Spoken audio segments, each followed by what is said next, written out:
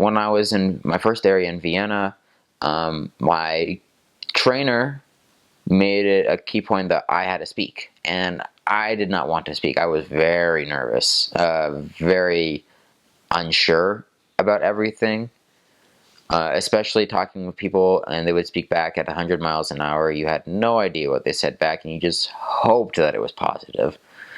So that left me somewhat nervous, but nothing was more nervous or nerve-wracking for me than answering the phone or calling on the phone, because I had no idea what they were saying half the time. It was a lot more jumbled. I couldn't read their lips. I couldn't use their facial expressions to tell me what they were saying.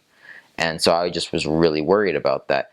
But I remember that my trainer emphasized that. He made sure that I spoke, because he said that's the fastest way you're going to learn. Like, you can learn through the book, and that will teach you the grammar, but you'll never learn really through unless you actually speak, because that's where you learn your mistakes. That's where you have to take a chance, and I didn't want to take a chance. I wanted to be perfect.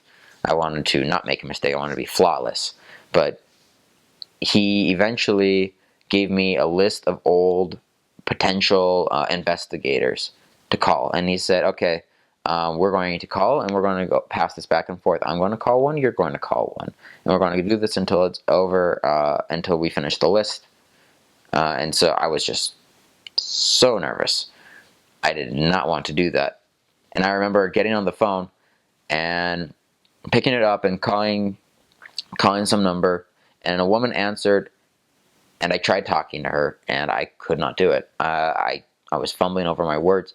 And I remember this because this was one of the only times on my mission where someone answered back to me in English. Most of the time they would respond in German, but she answered back saying, I think you have the wrong number. I'm sorry. And I apologized. I don't even remember what language I apologized in. But that experience just kind of made me think, I'm going to make a mistake. I already did. I shouldn't worry about it so much, and I should just learn to do it and deal with it. And so I did that more and more, and it got to the point where I didn't just get used to it, I became good at it. And people started having me answer the phone over them, because they knew that I would be able to respond, that I would be able to know what to say or how to say it. And it became a skill. It turned from my weakness to my advantage. And so I really, really thank my companion for making sure that I spoke, and that I didn't fear as much as I had. I mean, I still worked on the best grammar that I could. I didn't just let my grammar fly away.